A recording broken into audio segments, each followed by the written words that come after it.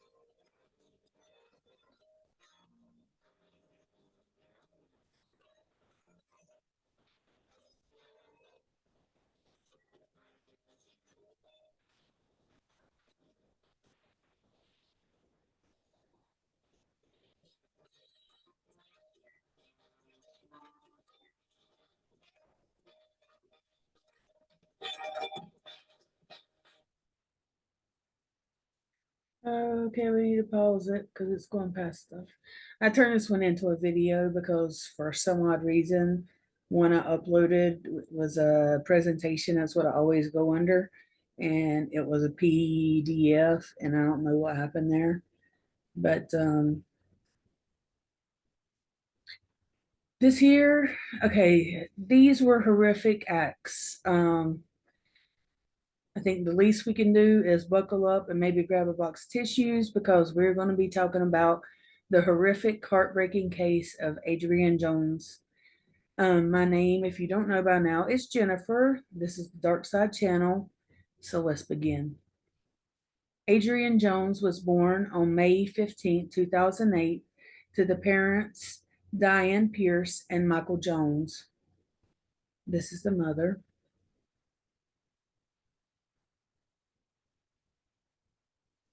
This is the grandmother. This is Michael Jones.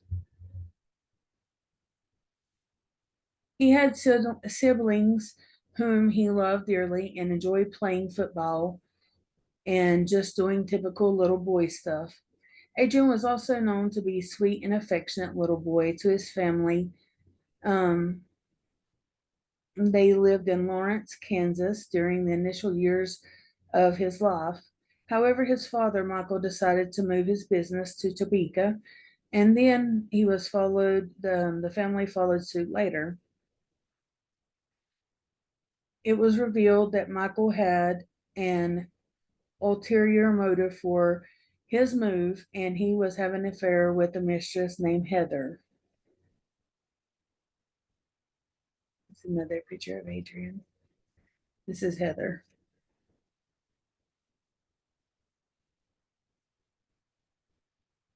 And ultimately, he wanted to be closer Heather wanted to be closer to Michael. Michael broke up with Diane via text message, which left her devastated. Diane was studying nursing while Michael was paying for the bills and was she was also pregnant. She was paying for the bills, and Michael did this whole thing. It'll come up again, but Michael never really could hold a job. But she was also pregnant with her daughter Bella, despite her hard work to create a better life for her family. Life came crashing down after the breakup. Diane was seriously depressed or severely depressed and stressed, which in her case resorted to heavy drinking and partying every night. Diane's absence was notable as the eldest sibling, Kiana, Kiana, um, doctor was left to care for the youngest um, sibling after Diane's many failed relationships. The family moved back to Lawrence, where one of Diane's friends provided them an apartment to stay in and live. But the good times didn't last that long. They lost their place and nowhere else to go. Diane and her children moved into a shelter where they only had one bunk bed to share between them. Then Diane didn't mind moving into the shelter, taking advantage of the free food, electricity, and she stopped looking for work. After some time, she met a man who had a stable job but couldn't support them all. They moved into an apartment together and everything seemed great during the honeymoon stage. But soon after, the man became harmfully physical and their happiness came to an abrupt end. On August 2012, the situation finally came to light when the children's grandmother, Judy Conway, discovered everything and took immediate action, contacting the Kansas Department for Children and Family Services, previously known as SRS. As a result, the children were removed from Diane's care, although their grandmother attempted to take them all in. Michael, the biological father, suddenly reappeared and exercised his parental rights, forbidding Judy from taking custody of Madison, Adrian, and Bella, the three youngest children. The situation, undoubtedly a complicated one, and it's unclear what the exact details were that led to Michael to intervene. However, in the hand, the child's welfare was finally in the hands of the authorities, and Judy had taken the first crucial step to ensure the safety. It is important to point out that Judy played a role in trying to protect Adrian and his siblings from harm and from neglect that they were suffering under their parents' care. Her efforts showed that she was deeply concerned about the well being of her grandchildren and was willing to fight for their safety and for their protection. It's also unclear why Michael Jones didn't want Kiana with him as well, but it's possible that he didn't feel the same level of responsibility for the eldest child as he did for the youngest ones. Or Michael might have saw Kiana as more self sufficient and therefore less of a burden after the children were removed from the mother's care. Adrian Jones, who was 2.5 years old at the time, was placed into the custody of his father, Michael Jones, at this point, who was already remarried to his mistress, Heather. According to Adrian, according to Heather, Adrian told her about being repeatedly physically attacked by a man who knew his mother, Diane, shortly after moving in with Michael and Heather. Adrian was diagnosed with PTSD, post-traumatic stress disorder, if you don't know, and severe emotional detachment, which was a very significant diagnosis for a child as young as 3 years old. Initially, Adrian was set up to sleep on the couch in the home, but Heather and Michael soon began to suspect that Adrian was stealing food and even harming their other daughter at night. Okay, one thing you need to know, especially we're foster parents, children that have been abused, even if they're moving in with another parent, they get worried about not having food, especially if this woman was homeless and everything before Michael took custody of them. They're going to hoard it. It's okay. Let them. It don't matter. It's food. Let them feel that security. Once they, kind of regulate to where they feel comfortable in the home, they feel secure. Trust me, everything will be fine. We had two little girls for over 2 years, and there's steps you have to take. There's many steps, and if you not even if you're interested in foster care, at least look into it and what it entails. Um, like say, I mean, my husband's Mexican, but still, let's just say he wasn't. And we had a little Hispanic boy or girl move in, then, they might be used to eating Spanish food all the time or Hispanic food all the time. So that might be something you need to take care of, their religion, things like that. But either way, just pay attention, do the right damn thing. It's not that hard. Um, So they thought that he was hurting their other daughter at night. So as a result, they began to restrain him during the night. Not something, where's my little cursor? Not something and a way, not a good way to solve a problem of a 3-year old who is already suffering PTSD and emotional detachment. Um, if you hear me say DO, that's disorder. So be prepared for that. But hey, that's just my opinion, and who am I to judge? But seriously, when you get to the point of where you're restraining a child, especially a toddler, maybe that's not the answer. Just 3 months after Adrian was placed into his father's custody, there were numerous hotline calls to the authorities expressing concerns for the safety of the children living in Michael and Heather's home.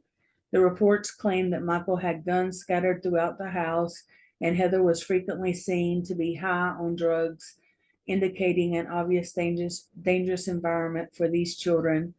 It was not just Adrienne who was at risk in this situation. There were also reports of the other children living in the home showing signs of neglect, including severe weight loss, starvation, and physical injuries. The reports of physical attacks towards Adrienne by Michael and Heather are deeply, deeply disturbing. Several other hotline calls even claimed that Adrian was being choked and beaten by the couple. Furthermore, one caller alleged that Adrian was spanked so severely that his bottom was left bleeding. In such cases, CPS would typically step in, investigate, or intervene in order to ensure that the safety of the children involved. However, the specific actions taken by CPS in this case are not clear, and unfortunately, unfortunately, Adrian and the other children continue to suffer not only physical harm but neglect. We don't know the exact of all the steps that CPS took to protect these children, but evidence shows that wasn't enough by any means, and we'll get into that a little bit more as we go through the rest of the story. At some point, the family moved to Missouri for reasons unknown, probably because CPS investigating. But even after the move, the hotline calls concerning Adrian's safety and well-being didn't stop. According to one of the callers, Adrian's stepmother would beat the children for no reason and even sold meth out of her home in 2013. A Missouri Children's Division social worker and a police officer spoke with Adrian. I'm just going to warn you, the details of that interview with Adrian are truly, truly heartbreaking. Let me take a swig. The little boy spoke candidly with the Missouri Child Division social worker and with a police officer, telling them that the attacks that had endured and suffered from all the hands of his father and stepmother. Adrian revealed that he had been kicked, punched repeatedly by Michael, his father, and that his stepmother, Heather, had pulled his ears, causing him significant pain. Adrian also described how his parents had locked him in his room, depriving him of a pillow and blanket and causing him to sleep on the bare mattress. He detailed how they wouldn't let him eat or drink anything, perhaps shocking. Adrian told the social worker, and police officer that Michael had kicked him so hard in the back of the head that a little bone had came out despite Adrian's disclosure of this horrific attacks that he had endured. The examination conducted by the medical staff and investigators of the Missouri Children's Division decided to prove in-home services to the family, even though Michael and Heather refused to cooperate. These in-home services are usually offered to families when an investigation deems to not have enough evidence to remove the children, but they still feel that they need to be involved and offer resources to help the family avoid possible removal of the children. The parents are usually offered parenting classes, counseling, and other tasks that are recommended instead of addressing the physical attack allegations and removing Adrian and his siblings from harm. Adrian was actually treated as being the problem by CPS. This little boy, he underwent treatment for disruptive behavior, and usually children don't get diagnosed with stuff to at least 5. And that's got to be with like somebody from school saying, hey, something's going on. But generally, it's around 18. There's a lot. I could get the DSM out and clarify, but we'll go with my theory for now. But behavior and parent child relationship problems. Michael and Heather reported that Adrian frequently wet the bed, stole and hoarded food back, picked at sores, and lit fires, which are common characteristics in young victims of child attacks. It is shocking that CPS investigators did not take more decisive actions to protect Adrian and his siblings, despite the clean, bigger signs of neglect, even when Michael and Heather themselves requested that Adrian be moved from their home, he was left in their care. Eventually, Adrian was placed in a residential treatment center, or what was more commonly known as RTC program. This was in Grandview, Missouri, and it was for several months in 2014. An RTC program for kids is a type of residential program designed to provide therapeutic services and support to children and adolescents who are struggling with emotional behavior or mental issues. These programs usually provide intensive treatment and counseling in a structured residential setting where children receive individual and group therapy as well as academic support and recreational activities. Sometimes they work, but a lot of the times, unfortunately, they don't. Adrian was released from the ROTC program um, on September 4th, 2014. With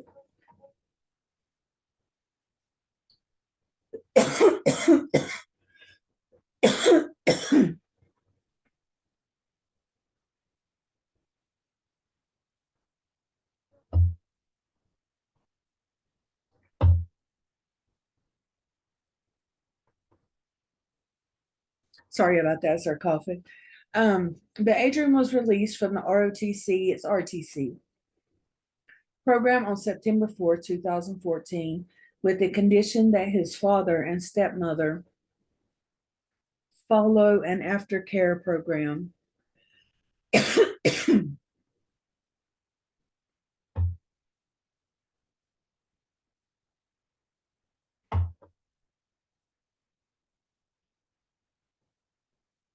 Plan which included um, enrolling him in school and continuing therapy. However, the RTC did not follow up with Adrian after his release, and it is unclear whether Michael and Heather followed through with the aftercare plan program. But given their history of neglect and physical attacks, it seems unlikely that they did after Adrian was discharged from the RTC. His stepmother emailed his therapist at the center just a month later saying that Adrian was getting too much all over again. Heather and Michael showed no interest in taking care of Adrian and were open about their neglect towards him and the horrific attacks. Then Adrian suffered at the hands of Michael and Heather was even documented on the couple's extensive security camera system. They had cameras inside the house, outside the house, um, and she would upload it to the cloud. That's going to come in handy soon. Um, their home, the family had approximately cameras in it, 31 cameras in it, one and multiples in every single room, recording footage, which hand had timestamps revealed the attacks and neglect that had been going on for at least 9 months. Heather not only recorded these instances on her home security cameras, but she also saved the photos um, of the attacks and torment of Adrian to the iCloud account. What a monster. What a monster. And for what purpose would you need to save that shockingly crazy just evidence? I don't know what to think of these people. She even shared these horrific photos with multiple people over Facebook and even shared the stories of intentionally physical harm with others. Their intentional physical harm is appalling. In addition, Heather frequently posted angry rants about Adrian on a private Facebook page and alluded to wanting to kill him. According to the arrest affidavit on Christmas Day 2014, Heather made a reference to wanting to simulate an episode of The Walking Dead in which a character shoots a child in the back of the head. And she went on a post, and this is a direct quote. She might be the next blank to have to feed. Um, they got some pigs, and have to feed some pigs a body. No one she shared these photos or violent posts with ever turned it over to the authorities. In fact, Heather made everyone believe that Adrian was a horrible child who caused destruction nonstop. People would even comment things on her post like, God bless you for taking care of the child. Um, can you imagine? Can you believe this? Heather has also told friends on Facebook that Adrian was a psychopath who wanted to kill everything he comes into contact with. She complained that he did not respond to paying compliance, and I don't even know what the hell that is. I've got an idea, but still. And said that he had been restrained 95 times. Heather had even saved online ads that she had found for straitjackets and blankets to transport human bodies while oh my God, researching this case. I accidentally came across some videos and photos of that Heather had taken, and I'll tell you right now, the, it's disgusting. It's just disgusting. Um, you can actually look those up. They're more than distressing. It says they're extreme. I found them to be extremely distressing, and had to pause working on this episode. I did. I'm telling you right now. I've never, and all the time that I've been doing this, I have never had a case that bothered me so bad. And this was the pigs.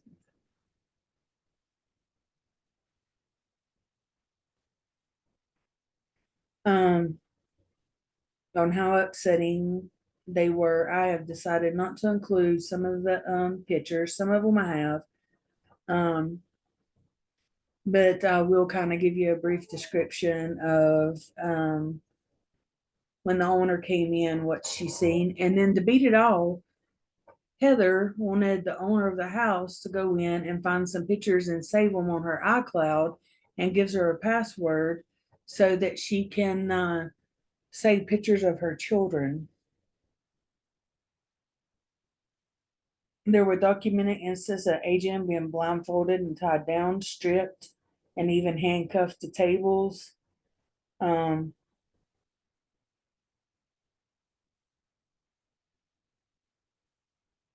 they taped his torso.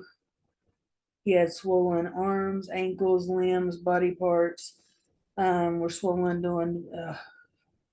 due to being tied up so tightly for extended periods of time.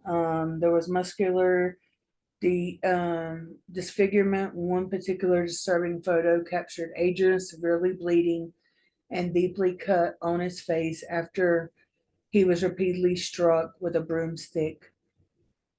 Um, they dehumanized the way that he was treated. They would have him hold his hands up in the air for hours and hours. They'd have him hold tiki torches up in the air for God only knows how long. There's videos of all this too. That I'm telling you, you can't watch them without crying. They wouldn't feed him. They fed that when they did, they fed him a bowl that had maggots in it. He'd get on his hands and knees because he was tied up and emasculated. He looked like a walking skeleton in his pictures. I don't even know what to say about some of the, like his malnutrition, a shell of a child. All this is captured on video camera.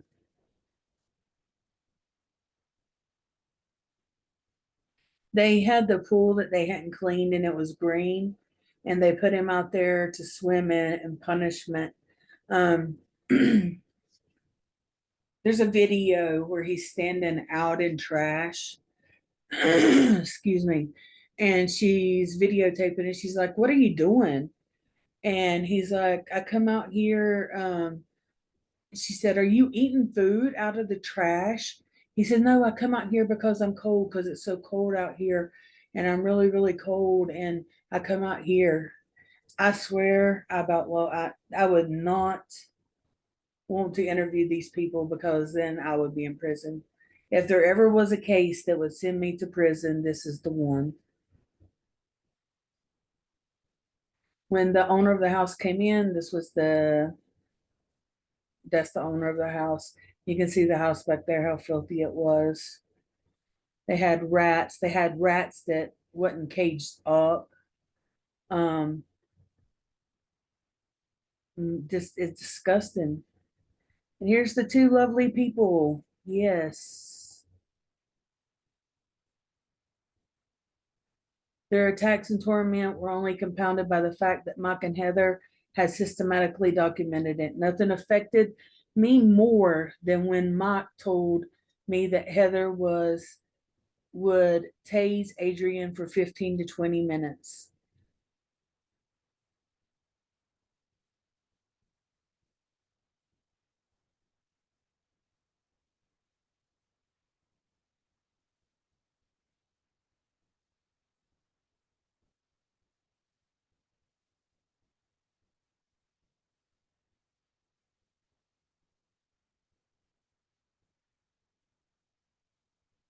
That's around 20 seconds. I meant that's around 20 seconds and how long I was quiet, give or take. But look at this house. Look at this beautiful youngin. I'm gonna let you read those.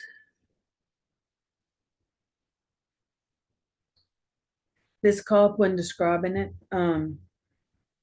he started tearing up and stuff.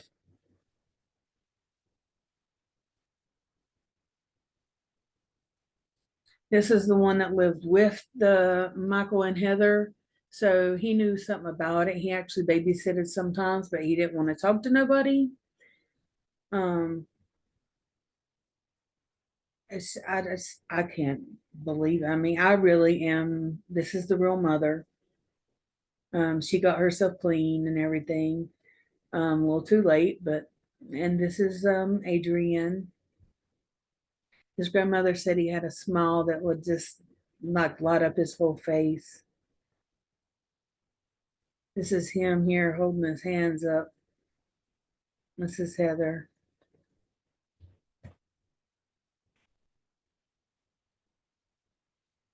This is him where at the end they kept him in the shower. I don't know if he had on underwear or not, but they kept him in the shower. This is that same little boy, this child right here.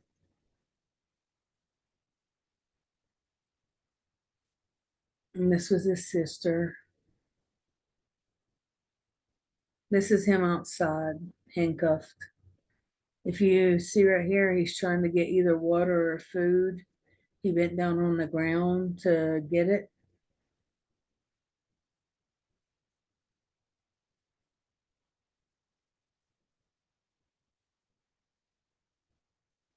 This is some pictures of his house.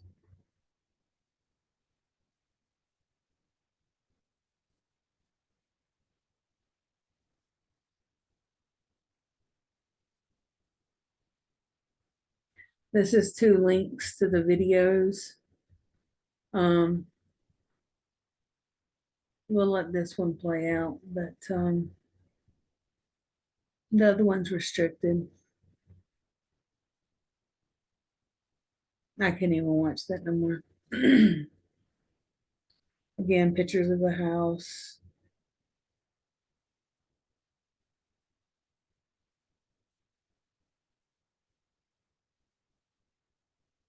And he died. I mean, obviously, I didn't put a third of the pictures that I have of this child with scratches, with bruises, with the little arms swollen and red and discolored, and just it. They would put him out to sleep outside in January. I mean, they had, I don't know. I don't know what was wrong with these people, but it was uploaded because these dumbasses recorded it from inside their house. I do know that they got life without parole. Yay. Um, but they killed him and they fed the rest of his body to the pigs. And that's why they got him. I'm going to end this here because there's not much more I could actually say um, to this that would make it any better or any worse. I don't know. But what I do know is if you're morbid like me, you can go check out the videos and the photographs and stuff. Um, I just try to desensitize myself to this, but uh, some things I think that you can't. I don't know. But I'm not going to say I hope you enjoyed this, but thank you for joining me. And I will see you later. I don't even want to say my bye now. We'll see you later.